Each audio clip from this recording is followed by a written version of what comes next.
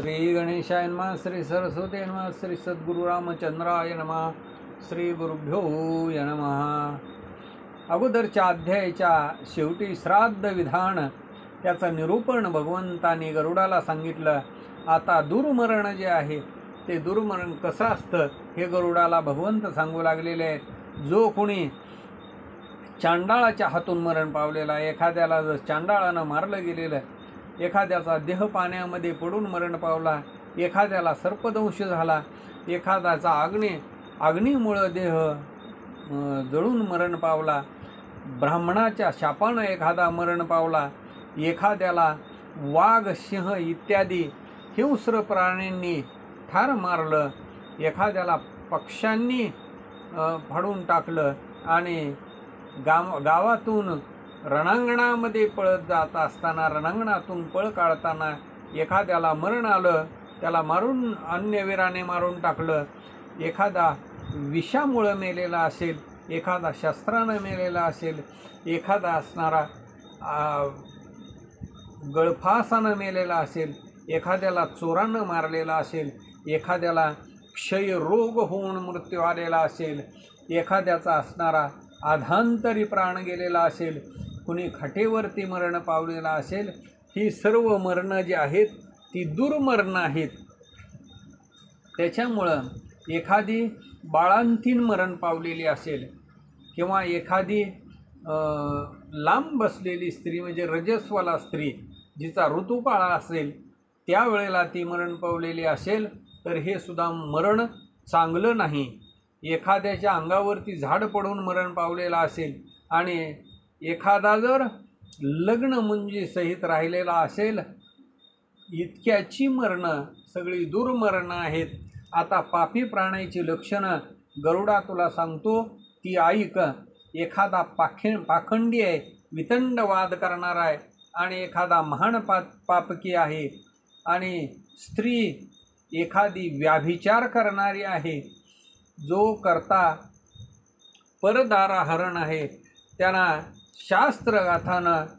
शास्त्रघात करणारा आहे, शस्त्रानं आघात करणारा आहे, अग्नी लावणारा आहे, तसेच विष घालणारा आहे, व्याजावरती जगणारा आहे, व्याजावरती उदरनिर्वाह चालवणारा आहे, वेद ब्राह्मण यांची निंदा करणारा आहे, त्याची प्रेत शूद्र आदी करून दहन करतात, यांची घटोदक क्रिया करावी आणि मग त्यांनी प्रायश्चित्त आचरण करावं, प्रायश्चित्ताचं पाप वारण करावं आणि स्वकुळाची शुद्धी करावी।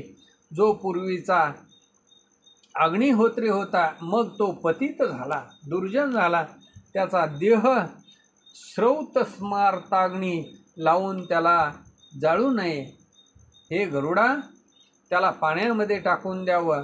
अवस्थता त्याच्या चतुष्पथामध्ये आहे आणि म्हणून अग्नी हा पवित्र असतो, म्हणून अशा दुर्जनाचं प्रेत जे आहे ते नदीमध्ये सोडून द्यावं।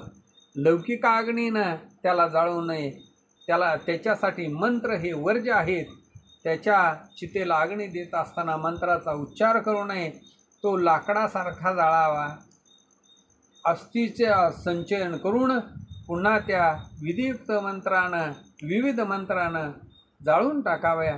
ज्याची पत्नी पतिव्रता आहे तिनं अग्नीचं रक्षण केलेलं असलं तरी त्या अग्नीने विधीपूर्वक आर्द्रदोहिक अशी क्रिया करावी आणि मग निश्चितपणानं ते सांगितलेलं जे आहे ते पूर्ण करावं। वृद्ध असेल आणि अशुद्ध असेल, ज्याची स्मृती लुप्त झालेली असेल, वैद्यकीय क्षेत्रानं ज्याला टाकून दिलेला असेल आणि त्यानं जरी आत्मघात केलेला असेल, पर्वतावरतून उडी टाकलेली असेल, शरीर अग्नीनं लुप्त झालेला असेल, जलसमाधी घेतलेली असेल, ज्यानं अशा पद्धतीनं देह संपवलेला आहे, त्याचं अशौच म्हणजे अशुद्ध असं असणारं त्रिरात्र ज्यानं माता पितरांना वर्ज्य केलेला आहे तोच दुष्किचित झालेला आहे आणि महारोगानं पिडलेला आहे. त्यानं प्रदीप्त अग्नी करून त्याच्यामध्ये उडी घालावी अथवा जो असणारा उपरोधक देह आहे तो आवरून तसाच पडू द्यावा किंवा पाण्यामध्ये देह सोडावा अथवा डोंगर उंच डोंगरापाहून पात करावा. अशी असणारी महाप्रस्थाने देहपात तुषार पर्वतावरून करावा. प्रयाग वटावरून चढून प्रयाग तीर्थामध्ये उडी मारावी आणि दिव्य देह पाहून स्वर्गामध्ये तो जातो. या मरणाला मात्र आत्मघात असं म्हटलं गेलेलं नाही. लोकवचन वेदवचनामध्ये याला कुठलीही बाधा नाही. कारण प्रयागाच्या ठिकाणी ज्याला मरण येतं त्याला मोक्ष प्राप्त होतो. धीरवंत असा प्रयागामध्ये देह संगमामध्ये जो टाकून जाईल तो माझ्यामध्ये येऊन पावेल असं भगवंत गरुडाला सांगतायत. जो महायुद्धामध्ये मरण पावतो तो 60,000 वर्ष प्रमाण स्वर्गाचे भोग अतिशय मोठे त्याला प्राप्त होतात. आणि म्हणून पाण्याच्या ठिकाणी 11,000, भृगुपात्या ठिकाणी 16,000, अनशयन अक्षयमुक्त असा तो नर त्याला प्राप्त होतं. अशा पद्धतीनं जे दुर्मरणानं मरण पावलेले आहेत त्यांच्यासाठी पुत्रानं त्यांच्या मुलानं प्रायश्चित्त करावं आणि मग क्रिया संपादून यथाविधी भक्तिपूर्वक पार पाडावे. परदेशाच्या ठिकाणी एखादा जर मरण पावलेला असेल त्याचं 10 दिवसाच्या आत जर कळालं तर अनविष्ट असं सूतक त्याला 3 दिवसामध्ये समजलं जावं. तशाच पद्धतीनं अशुद्ध त्रिरात्र 6 महिन्यामध्ये जर समाचार कळाला तर 5 दिवसाचं असणारं सूतक पाळावं. 9 महिन्यामध्ये जर कळाला तर 9 महिन्याच्या पुढं कळालं तर 1 दिवसात सूतक पाळावं. 9 महिन्यामध्ये कळालं तर 5 दिवसाचं सूतक पाळावं. 6 महिन्यामध्ये कळालं तर 3 दिवसाचं सूतक पाळावं. अशा पद्धतीनं शुद्धनिष्ठ स्नान सर्वांनी करावं. माता पिता स्त्री पुरुष यांच्यासाठी 10 दिवस सूतक पाळावं. ही क्रिया सर्व वर्णाला पालट आहे. याला काहीही व्यत्यय नाही. आणि म्हणून 12 प्रहर काळ अल्पशौचीचा आहे, अशुद्धीचा आहे. आणि वृद्धी जी आहे ते मोठ्या 10 दिवसाच्या सूतकामध्ये आहे. क्षय असेल त्यावेळेला मात्र हे सूतक कमी होतं. आता जो एका सूतकात दुसरं सूतक पडतं त्याच्यामध्ये क्षयामध्ये क्षय होऊन ते नाश पावतं. आणि म्हणून सावधानपणानं ऐका.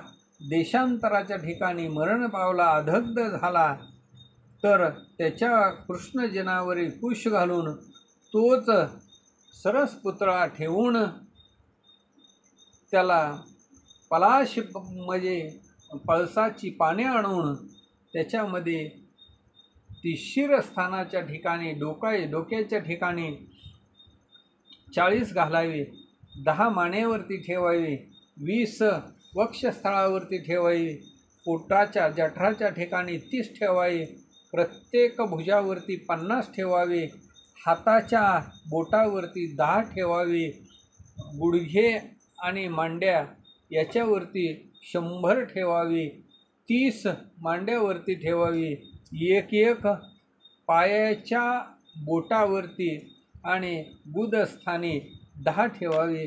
मस्तकाच्या ठिकाणी पळसाच्या पानांचा करून ताळूदेशी नारळ जो आहे तो पंचरत्न मुखामध्ये घालून वरती ठेवावा आणि पोवळ्यासह कर्दळी फळ जिभेमध्ये ठेवावं, 2 कवड्या डोळ्याच्या ठिकाणी ठेवाव्या, मस्तकामध्ये वालूक, ताळपत्र जे आहे कानाच्या ठिकाणी ठेवावं, वटांकुर केसाच्या ठिकाणी, आणि कमळाचा देठ जो आहे तो आतडेच्या ठिकाणी, माती जी आहे ती पायाला लावावी, धातू गंधक हरितालांनी पारादाणे द्यावी, पुरुषस्थानी पितळ, यवपीठ, तीळपीठ, मध तोही ठेवावा, त्वचेच्या ठिकाणी मृगजीन, स्तनस्थानी गुंजा ठेवाव्या, बेंबीच्या ठिकाणी कमळ स्थापना करावी, आणि वृषणाच्या ठिकाणी वांग ठेवावं, लिंग ठिकाणी गाजर, पट्टसूत्र परिधानाचं वस्त्र करावं, आणि यज्ञोपीत घातल्यावर स्तपन शालिग्राम शिलोदकानं विधीप्रमाणे त्याच्या मुखामध्ये सोनं घालावं, हृदयामध्ये गोपीचंद लेपन करावं, तुळशी, दर्भ, तीळ, पंचगव्य अशी पवित्र असावी, आणि सर्वोपषधी समायुक्त ते प्रेत सुपूजित करावं, आणि सांघिक विधानानं यज्ञपात्र ठेवावी, शालिग्राम शिलोदक दानानं युक्त मंत्र पावन करावे, आणि तिलादी अष्टदानं विष्णू भगवंता प्रीत्यर्थ करावी, धेनू वैतरणी गाय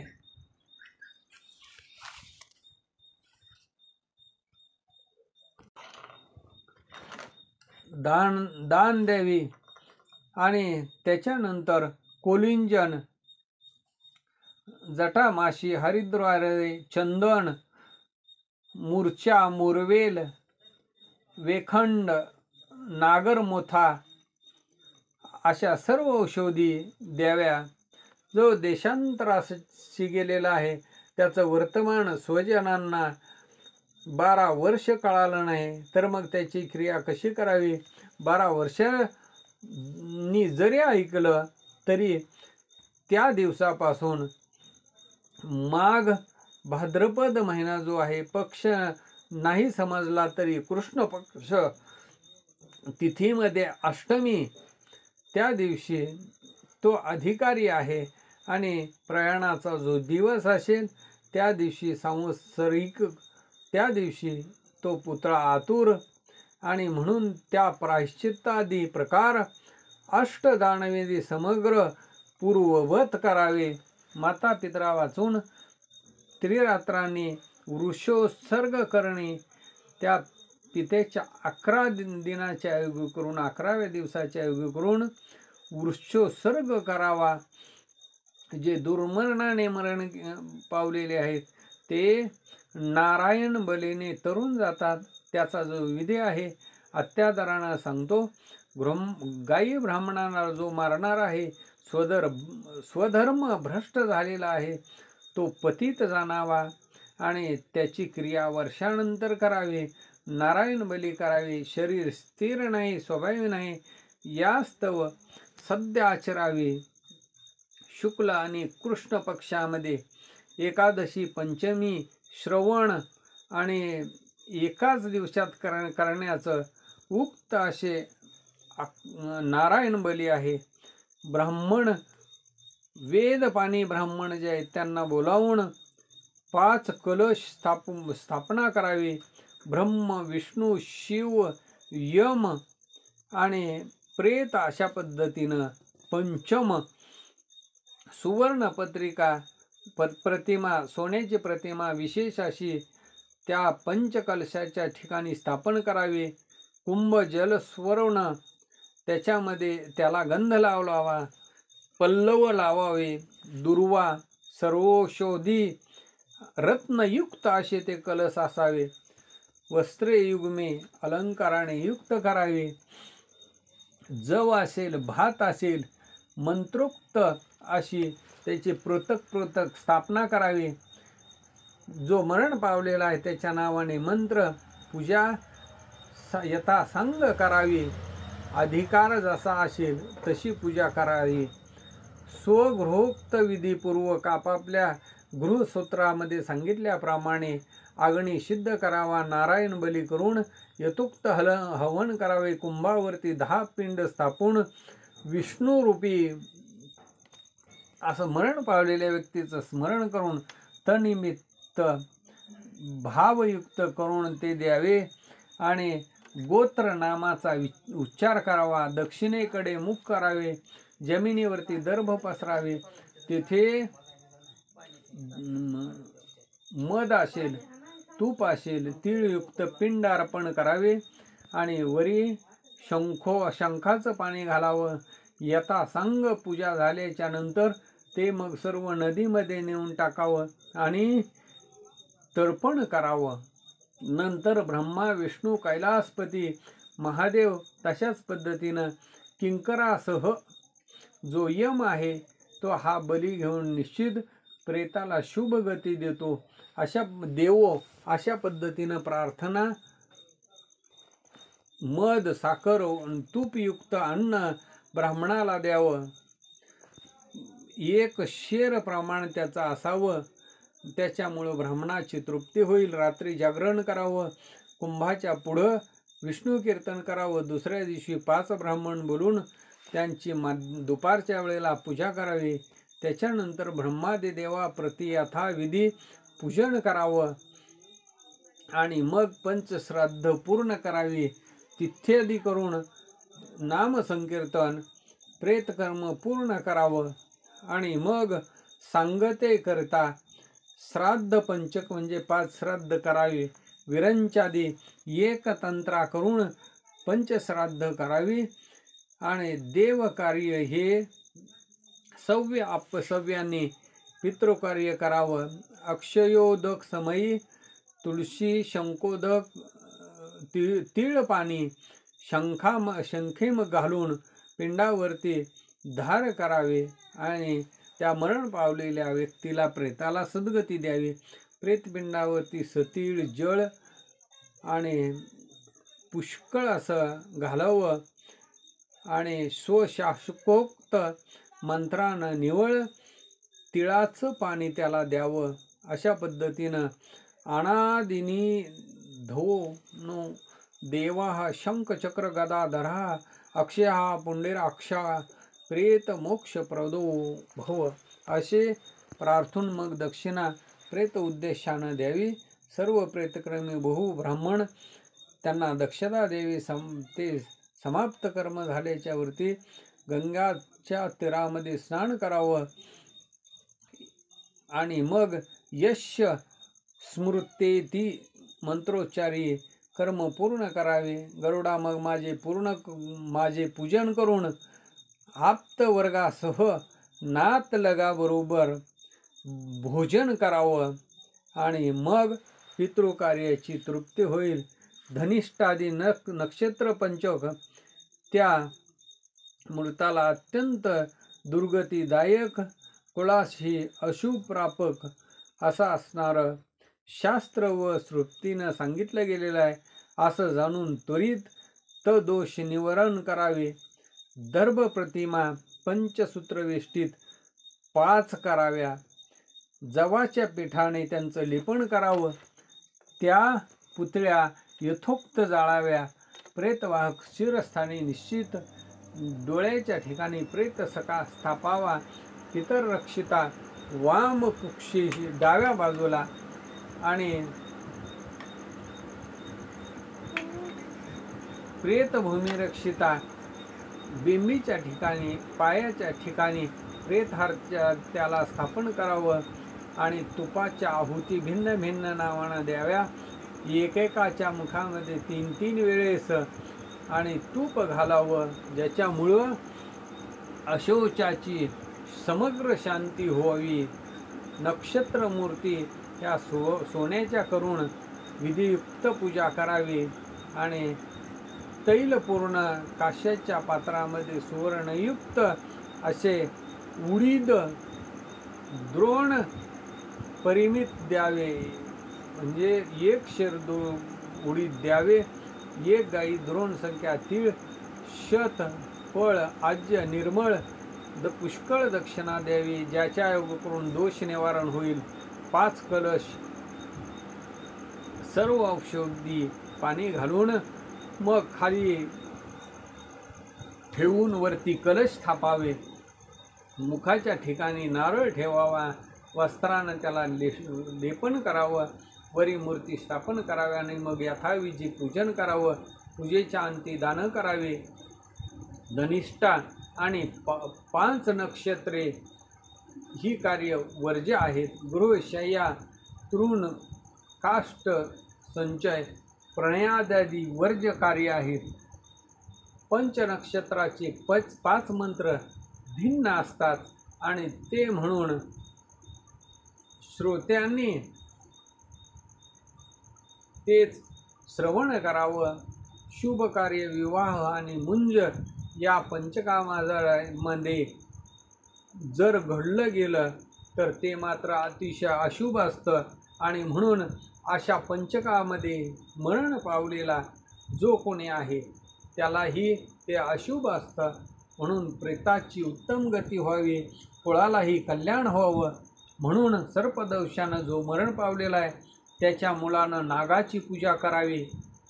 प्रत्येक महिन्याच्या पंचमीला त्या दिवशी उपोषण करावं अथवा एक वेळ जेवण करावं. सूर्य अस्तमान झाल्याच्या नंतर पिठाचा नाग करावा आणि त्याची असणारी नावं कोणती कोणती ठेवावी ते सांगतो. ऐक. वासुकी, अनंत, शंख, पद्म, कंबल, विख्यात, अश्वतर, धृतराष्ट्र, कर्दृजात, कालिया आणि शंखपाल, तक्षक, कपिल, शेष अशा मूर्ती करून नाममंत्रानं त्यांची पूजा करावी आणि ब्राह्मणास भक्तियुक्त भोजन घालावे. वर्ष संपत असताना सोन्याचा नाग गायीसह दान द्यावा आणि नारायण बली जर केला तर उत्तम गती त्याला प्राप्त होईल. आणि अन्य दुसऱ्या महिन्याच्या शुद्ध पंचमीला म्हणजे अमावस्या झाल्यानंतर 5व्या दिवशी फुलानं पूजा करावी आणि फुलं अर्पण करून अतिशय भावानं पूजा करावी. त्याच्यामुळं नाग संतोषित होऊन त्या पितरांना परमगती प्राप्त करून देतील असे असणारे आणि मग ते पितरही आनंदित होतील. आणि अशा पद्धतीनं कथा स्वतःच्या मुखातून श्रीपती भगवंतांनी सांगितली. नैमिष्य अरण्यामध्ये हीच कथा सुतांनी सनकादिकांना सांगितली. 12व्या अध्यायामध्ये दुर्मरण, पालाशविधी आणि नारायण बली हे भगवंतांनी सांगितले. त्याच्यानंतर सर्पदंशाची कथा सांगितली. अशा पद्धतीनं 12व्या अध्यायामध्ये भगवंत